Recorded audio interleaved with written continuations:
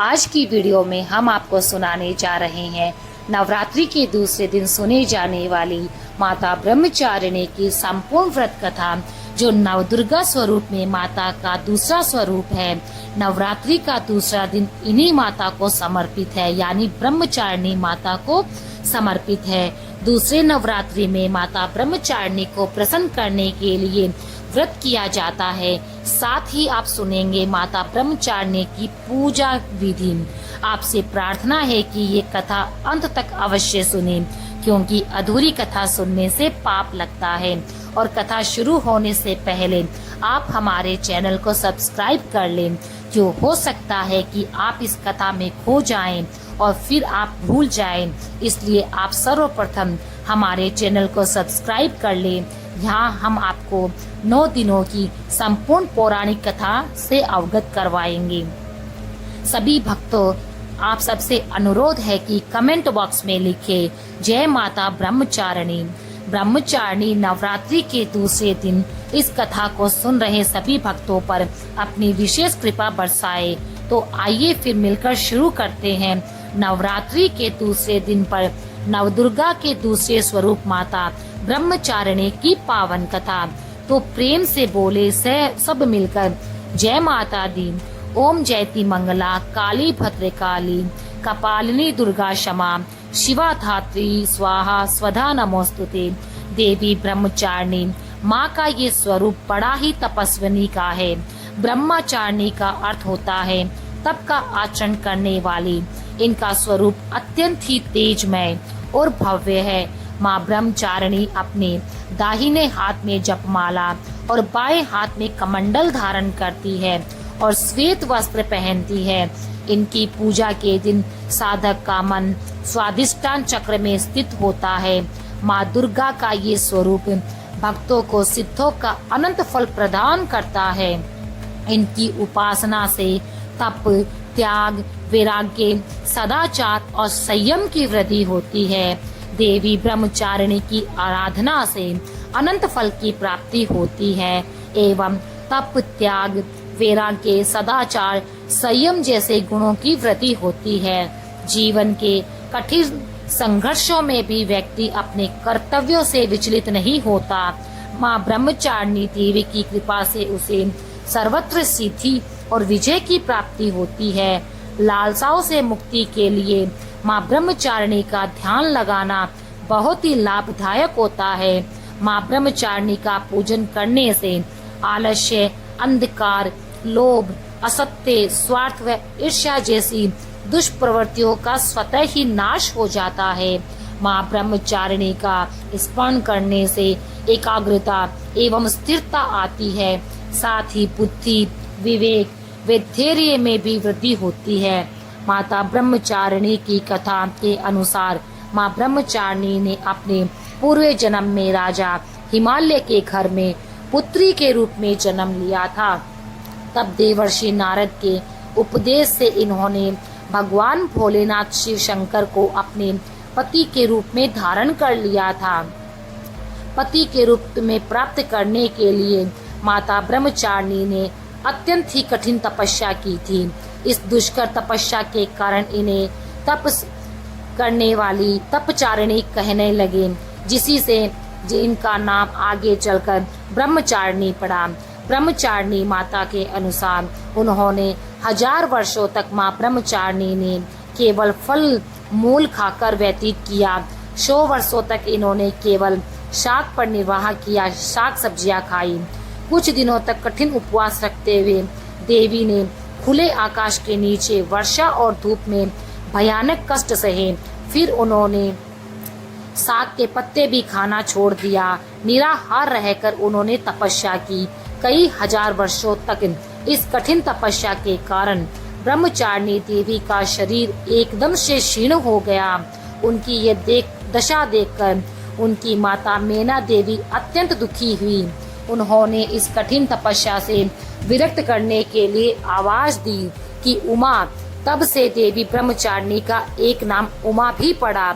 उनकी तपस्या से तीनों लोकों में हाहाकार मच गया। देवता, ऋषि, सिद्धिगण, मुनि सभी देवी ब्रह्मचारिणी की इस तपस्या को अभूतपूर्व पुण्यकृत बताते हुए उनकी सराहना करने लगे।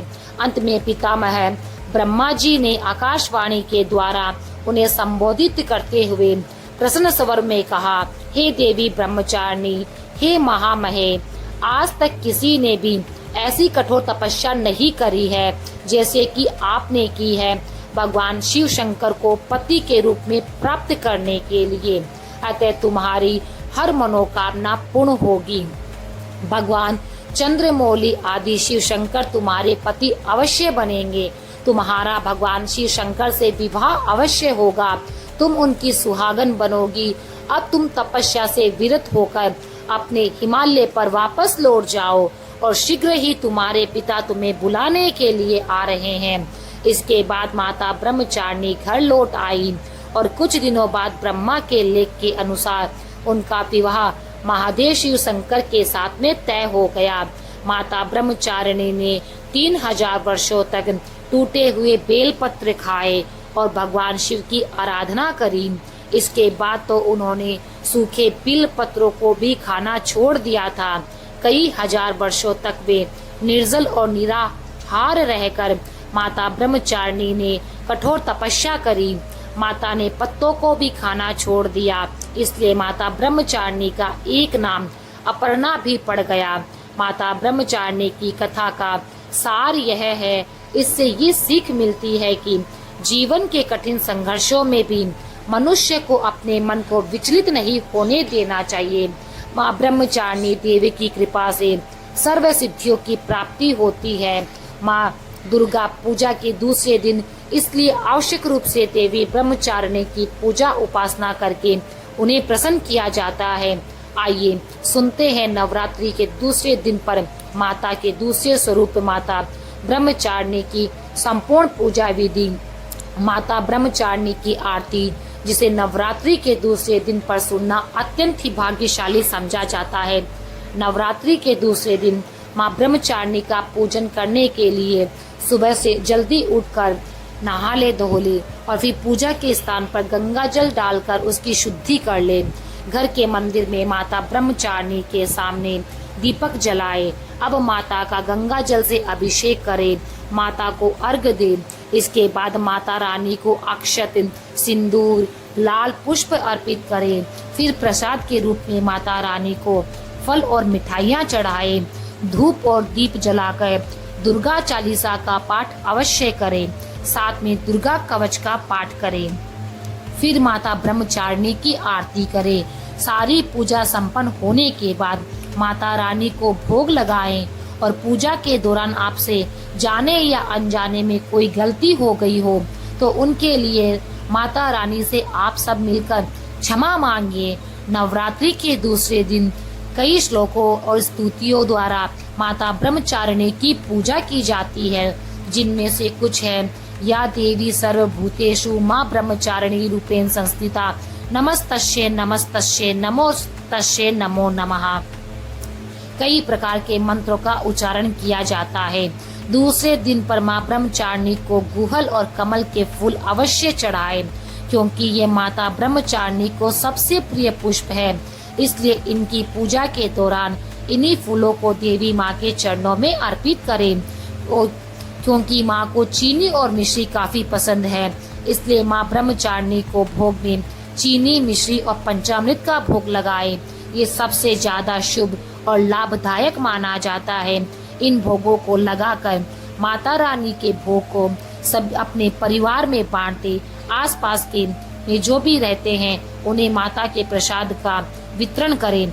जितने मुंह पे माता का भोग लगता है, साधक को उतना ही फल मिलता है। इसलिए माता ब्रह्मचारिणी को जो भी आप मिठाई, मिश्री, जिस किसी का भी भोग लगा रहे हैं, भोग लगाने के बाद आपका संपूर्ण परिवार उस प्रसाद को ग्रहण करे और यदि प्रसाद रह जाए तो अपने आसपास में सभी को दें, क्योंकि जितना प्रसाद का वितरण होगा आपको फल उतना अधिक मिलता है।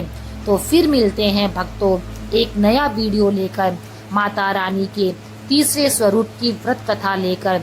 तब तक के लिए आप सभी को जय माता दी। मित्रों, यदि आपने अभी तक चैनल को सब्सक्राइब नहीं किया है तो चैनल को सब्सक्राइब कर ले और कमेंट में जय माता दी अवश्य लिखिए। तब तक